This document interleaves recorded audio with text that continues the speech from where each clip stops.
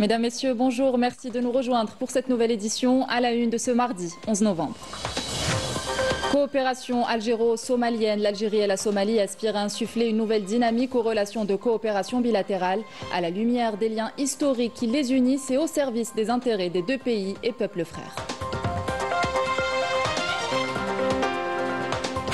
Troisième et dernier jour des débats à l'Assemblée populaire nationale autour du projet de loi de finances pour l'année 2026 qui présente un ensemble de mesures destinées à stimuler l'activité économique tout en réaffirmant la dimension sociale de l'État, notamment à travers le maintien du pouvoir d'achat.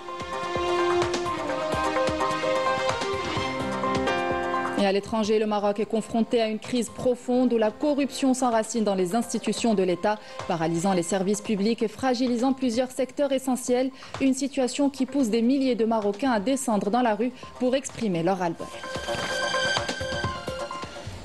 Bienvenue à tous. Le président de la République fédérale de Somalie, Hassan Sheikh Mohamud, est arrivé hier en Algérie dans le cadre d'une visite officielle. L'occasion d'évoquer la solidité des relations bilatérales liant les deux nations.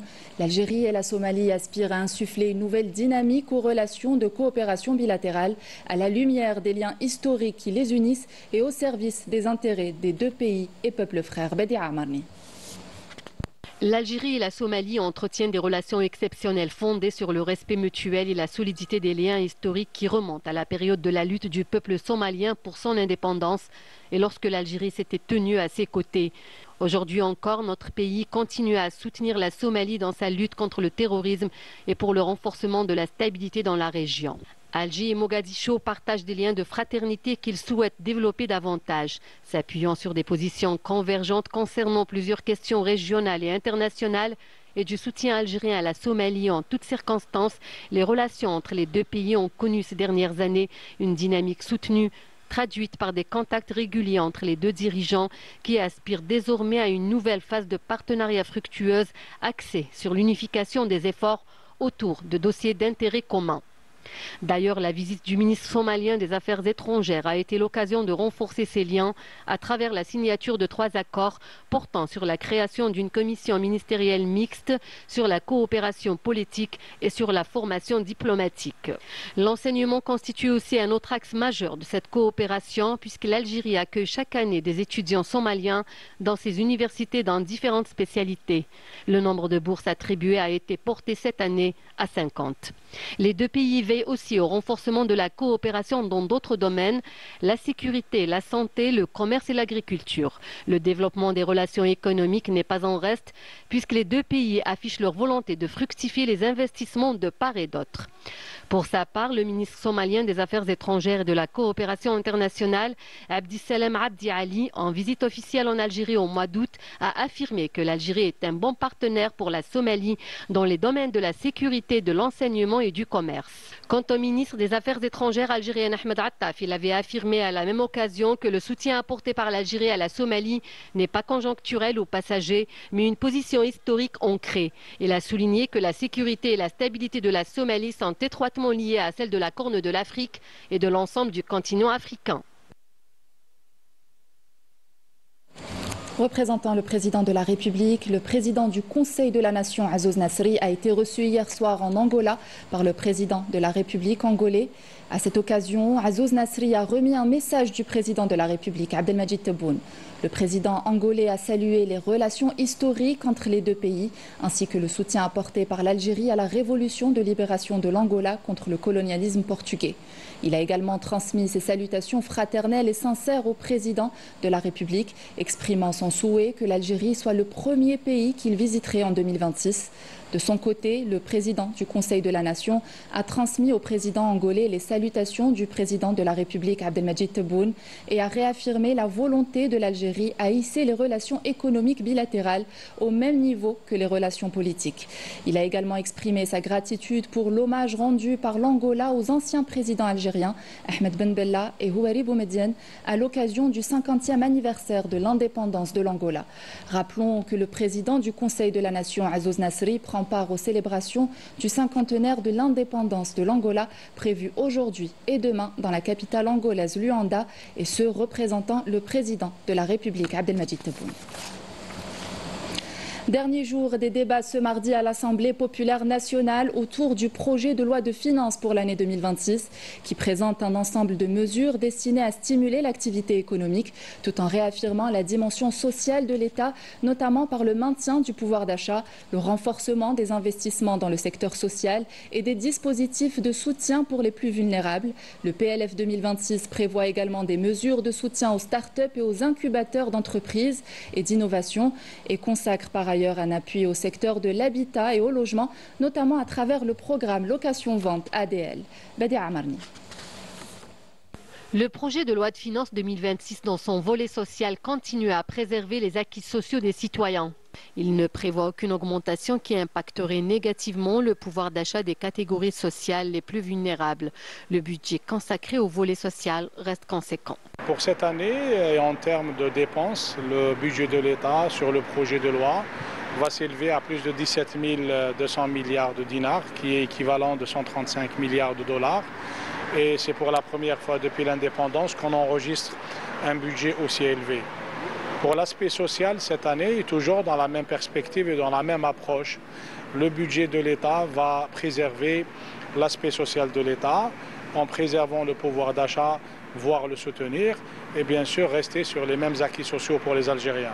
Bien sûr, sur les transferts sociaux cette année aussi, ils vont observer une petite augmentation de 0,8%, et ça pour maintenir le même niveau de transferts sociaux qui s'élève à plus de 38% du budget global de l'État. De nouvelles augmentations des salaires sont prévues. Même l'allocation chômage, la bourse des étudiants et les pensions de retraite seront aussi augmentées en fonction des moyens de l'État. Pour cette année, comme je l'ai bien précisé sur le projet de loi, les montants alloués aux salaires vont être revus à la hausse de 3,1%, ce qui confirme la tendance et l'engagement de M. le Président de la République pour la révision à la hausse des salaires des employés.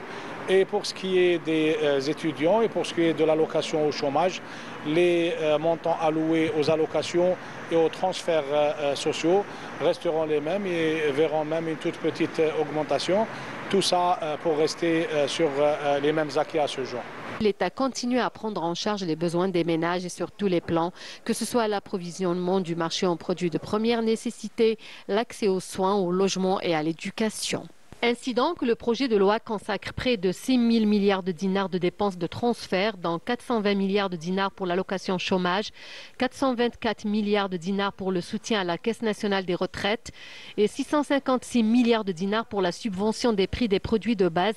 Les transferts incluent également les dépenses destinées aux établissements administratifs publics, à l'instar des universités et des hôpitaux, d'un montant global de 2 800 milliards de dinars. En vue de réussir sa transition énergétique, l'Algérie affirme sa volonté d'accélérer le développement des énergies renouvelables et de l'hydrogène vert. La 3e édition de l'atelier international du Club algérien d'excellence qui s'est tenu hier à Alger a réuni chercheurs, experts et membres de la diaspora pour échanger sur les solutions techniques et la valorisation des ressources stratégiques. Maïssa Lebouala. Dans un contexte mondial marqué par la nécessité de réduire les émissions de carbone et de diversifier les sources d'énergie, l'Algérie confirme sa volonté d'accélérer sa transition énergétique. C'est dans cette dynamique que le Club algérien d'excellence et de haute compétence a organisé la 3e édition de son atelier international consacré aux énergies renouvelables, à l'hydrogène vert et à la valorisation des ressources stratégiques. L'atelier valorise l'apport de la diaspora dans la transition énergétique et souligne les efforts du gouvernement pour encourager l'innovation et développer les énergies renouvelables au service du développement durable.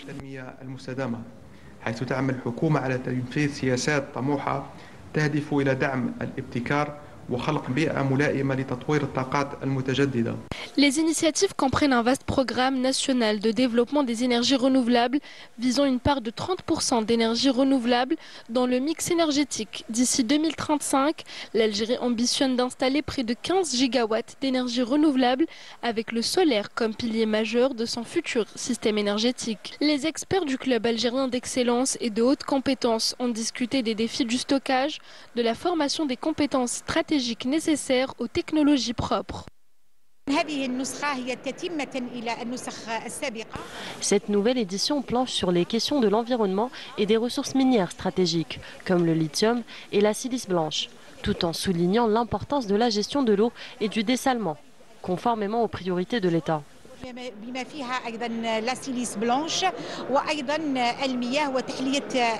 Vous savez qu'en Algérie, on a une ambition énorme pour aller jusqu'à 60% de la consommation de l'eau va concerner l'eau du dessalement. Et les technologies de dessalement existent. Et encore une fois, le problème, c'est le coût. Ça coûte cher. Pourquoi ça coûte cher? Parce qu'il faut beaucoup d'énergie. Encore une fois, le problème d'énergie, ça coûte énormément d'énergie pour produire de l'eau dessalée. Ça vous coûte 3 à 4 kWh pour produire 1 mètre cube d'eau dessalée.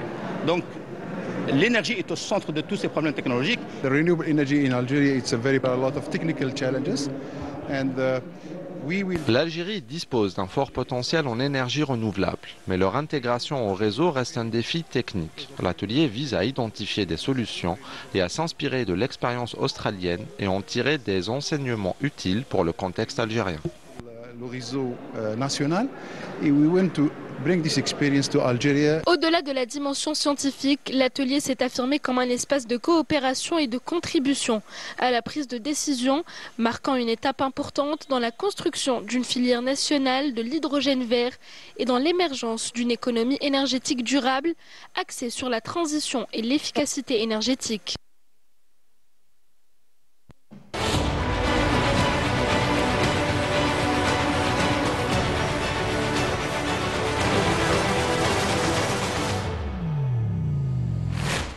Le Maroc traverse une crise profonde où la corruption gangrène les institutions de l'État, affectant grandement le fonctionnement des services publics et paralysant plusieurs secteurs clés.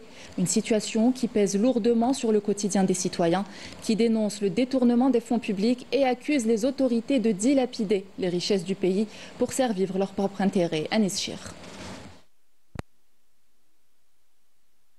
Le Merzane continue de s'enliser dans l'une des crises les plus profondes de son histoire contemporaine. Des secteurs vitaux paralysés, des institutions engourdies et une bureaucratie inefficace, nourrie par la corruption et le clientélisme. Face à cette situation, le peuple marocain descend dans la rue pour exprimer sa douleur et ses revendications légitimes auxquelles le Merzane ne répond que par la violence et la répression. Cette crise a profondément ébranlé la confiance des citoyens envers leur État, perçu désormais comme bourreau plutôt qu'un garant de leur vie quotidienne. Notre gouvernement a fait face à de graves critiques sur son incapacité à gouverner. Une situation confirmée par le ministre de l'Intérieur lui-même. Environ 300 responsables, parlementaires, conseillers municipaux, élus politiques et présidents d'universités font l'objet d'enquêtes pour corruption à ce jour. Plus de 24 personnes sont actuellement emprisonnées et plus de 250 autres poursuivies en justice. Les citoyens attendent du gouvernement qu'il réponde à leurs revendications et mette en place des mesures garantissant un partage équitable des ressources ainsi que le droit au travail, à la santé et à l'éducation.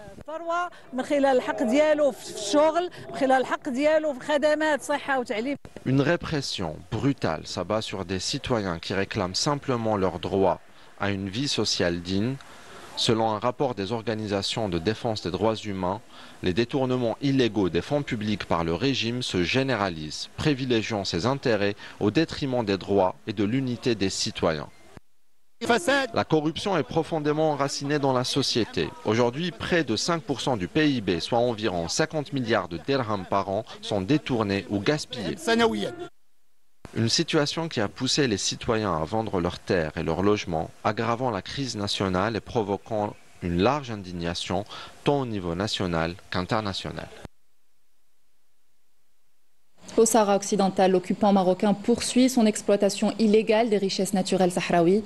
Phosphates, ressources halieutiques ou énergies renouvelables, autant de trésors spoliés depuis des années, alors que le peuple sahraoui reste privé de son droit à l'autodétermination. Une situation dénoncée par de nombreux militants et défenseurs des droits de l'homme. Anis Chir.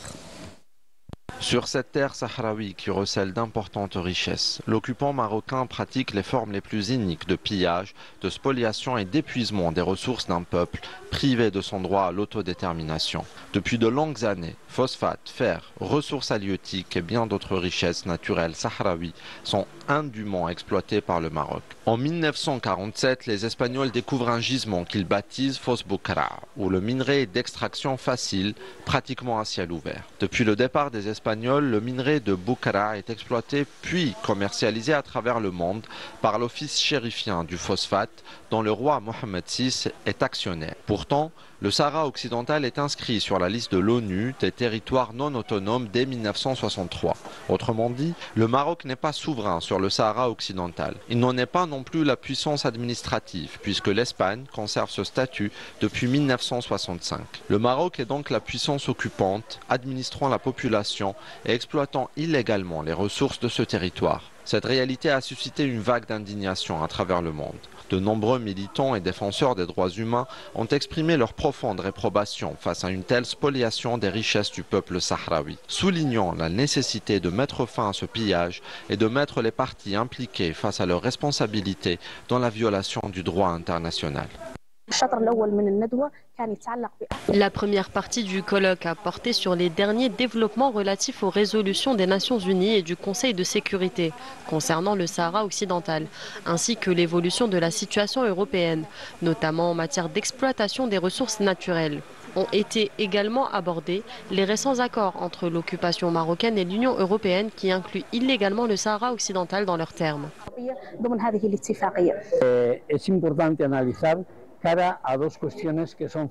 Il s'agit d'une question de principe et de valeur. Les droits humains fondamentaux et plus particulièrement la violation de ces droits au Sahara occidental, ainsi que la spoliation de ses ressources et de leur exploitation illégale.